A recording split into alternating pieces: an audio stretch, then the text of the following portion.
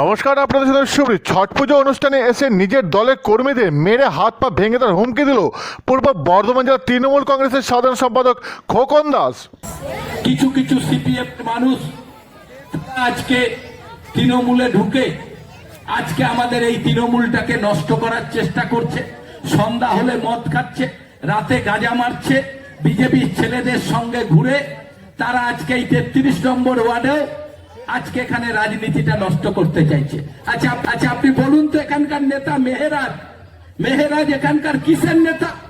যে আগে সিপিএম করতো মস্তানি ছাড়া ও কিসের নেতা? ওকে কে কোন কাগজ দিয়েছে আর তার জন্য এখানে মস্তানি করবে? আর বুটু রায়নার ওপার থেকে সেখানে মস্তানি করবে? ঠ্যাং হাত পা ভেঙে দেবো, তৃণমূলটাকে নষ্ট করতে দেবো না।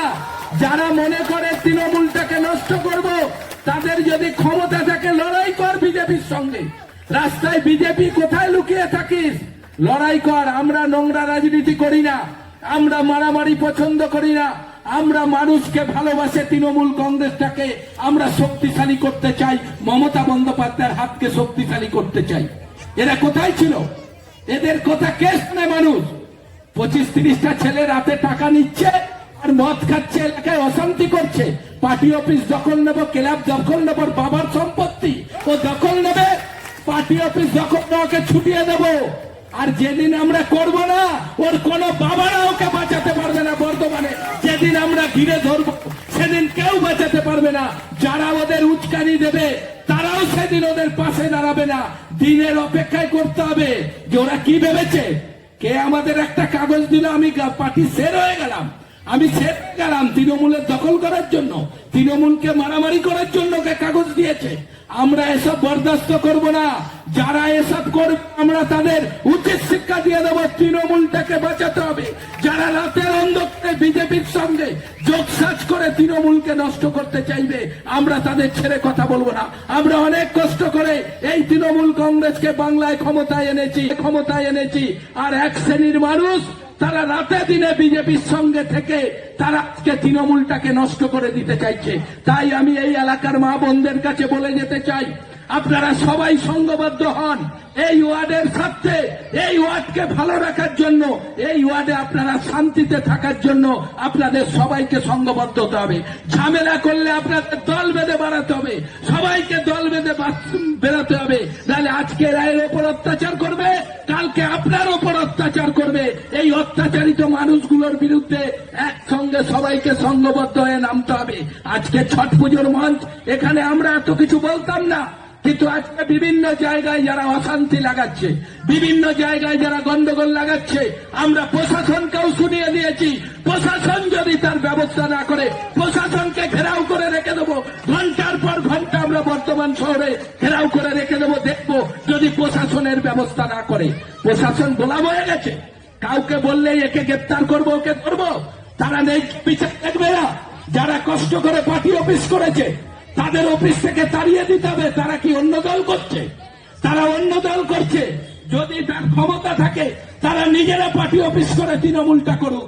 যদি এর বেহাত কিছু না এরা করে, তাহলে এমন আমরা বর্ধমানে করব, কাউ পালাবার জায়গা পাবে না। আমরা বলে দিলাম, আমরাও সংগঠিত, আমরাও দলটা করি। কেউ যদি মনে করে আমি সারা জায়গায় উচকিয়ে দিয়ে বর্ধমান শহরে গন্ডগোল করব, আমরা দেখে নেব কত বড় হিম্মতালা, কত বড় মস্তান আছে। তার আগে বিজেপির সঙ্গে লড়াই করুক, সেটা আমরা দেখব। আমরা তো লড়াই করে সিপিএম এর সঙ্গে লড়াই করে আমাদের দল ক্ষমতা এসেছে। আমরা বিজেপির সঙ্গে লড়াই করছি, বিজেপির দালালি করার জন্য আমরা পার্টি করছি না। তাই তারা যারা এই দালালি করার জন্য দলটাকে নষ্ট করতে চাইছে, আমরা তাদের সাবধান করে দিয়ে যেতে চাই। সাবধান হয়ে যাও, সামনের দিন কিন্তু বড় বিপদ, বাঁচাবার কেউ থাকবে না। এ কথা আমি তোমাদের বলে দিয়ে গেলাম। তৃণমূল কংগ্রেস 2011 সালে ক্ষমতায় আসার পর বাংলার মানুষ এই তৃণমূলের গোষ্ঠীদ্বন্দ্বকে কেন্দ্র করেই বিতস্তত হয়ে আছে। তৃণমূলের গোষ্ঠীদ্বন্দ্ব গোটা রাজ্য জুড়ে চলছে। বর্ধমান শহরের 3 নম্বর ওয়ার্ডও হয়েছে গোষ্ঠীদ্বন্দ্ব। বর্ধমান শহরের যে কোনো ওয়ার্ডেই আপনি যাবেন, যে কোনো এলাকায় যাবেন, গোষ্ঠীদ্বন্দ্বে সাধারণ মানুষ এই কারণে বিতস্তত হয়ে তারা দ্বিতীয় প্ল্যাটফর্ম খুঁজছে ভারতীয় জনতা পার্টিকে। নতুন করে তৃণমূল কংগ্রেসের গোষ্ঠীদ্বন্দ্ব শব্দটা নতুন কিছু নয়।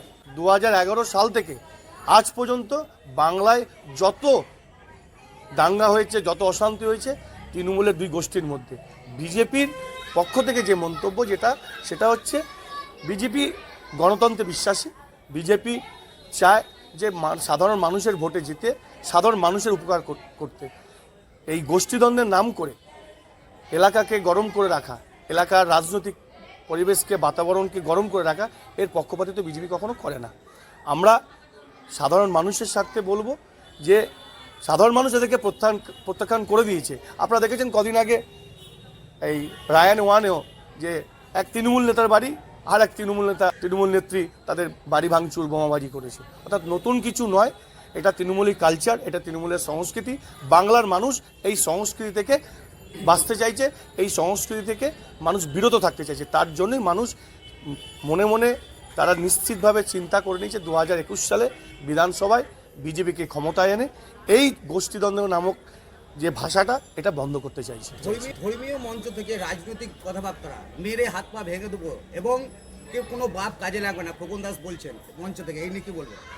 দেখুন, কোনো নেতা এই ভাষা বলাটা আমার মনে হয় না কোনো শুভবুদ্ধি সম্পন্ন কোনো নেতার এই ভাষা হতে পারে। আপনি যে ব্যক্তির নাম বললেন, আমরা দেখেছি, এর পূর্বেও দেখেছি এই ব্যক্তি এই ভাষায় করে কথা বলতে। আমরা এই কালচারে বিশ্বাসী নই। सीपीएम बीजेपी का दलाल है। एक सीपीएम का दलाल जानते हैं, टीएमसी में आ चुके हैं, वो चाह रहे इस दल को खती करने। तो उन लोगों का हम लोग खूब साफ सुथरा बोलने चाहते हैं। आप जिस तरह से आपका आदमी सोच रहे हैं जो हर जगह जाके तांडव करेंगे, मगर आप लोग इतना बड़ा रंगबाज मस्तान व कोई महावीर नहीं है।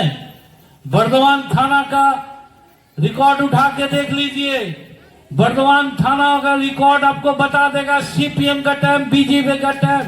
इन लोगों से लड़ाई करने वाला कौन लोग है? इन लोगों को घर ढुकाने वाला कौन लोग है? इन लोगों को जो हम लोग घर ढुका सकते हैं सीपीएम का टाइम में, सीपीएम का टाइम में जब हम लोग सीपीएम से लड़ सकते हैं। तुम लोग किस खेत के मूली हो? जिस पार्टी को हम लोग मानते हैं बोल के अभी तक तुम लोग है वो तो चिदुर बुदुर चल रहा है। जिस दिन पिटाई शुरू हो जाएगा ना, कोई नदी पार का नेता आकर तुम्हें नहीं बचाएगा। ये खूब साफ सुथरा बता दे रहे हैं, इसलिए बहुत सावधान हो जाओ, সাবধান হয়ে যাও। যে এরকম যদি কেউ জোর করে পুরোনো দিনে, যারা তখন তৃণমূলের কি বলার লোক ছিল না, মমতা বন্দ্যোপাধ্যায় দল করার জন্য হিম্মত লাগতো, সিপিএমের অত্যাচার সহ্য করায় বাড়ি ছেড়ে গ্রাম বাংলায় বিভিন্ন জায়গায় আশ্রয় নিয়ে থাকতে হতো, রাতের অন্ধকারে হেলমেট পরে ঘুরতে হতো, তখন তো এরা ছিল না। তা এরা যদি আজকে এসে আমার ঘরটা দখল করে, তাহলে এদের তো মেরে ঠ্যাঙাত পা বলে ভেঙে দেবো। খোকন আর পাপু বলেছে, কম বলেছে। আমি হলে বলতাম বাড়িগুলোই জ্বালিয়ে দেবো আর লাশগুলোও জ্বালিয়ে দেবো, যাতে অস্তিত্বই কিছু না থাকে। কারণ যখন বাঁশ থাকবে তখন বাঁশরি বাজবে, না থাকবে বাঁশ, না বাজবে বাঁশরি। যদি ওরা বলে থাকে বেশ করেছে, আমি বললাম ওরা যেটা বলেছে, আমি আরও বড় কথা বললাম, যদি জোর করে দখল হয়, জোর করে বাড়ি ভাঙতে আসে, ওদের বাড়িগুলো ভেঙে গুড়িয়ে দেবো, ওদের অস্তিত্বকে জলাঞ্জলি দিয়ে দেবো। বর্ধমান থেকে সঞ্জিত কুড়ি রিপোর্ট, বিপি নিউজ পূর্ব বর্ধমান।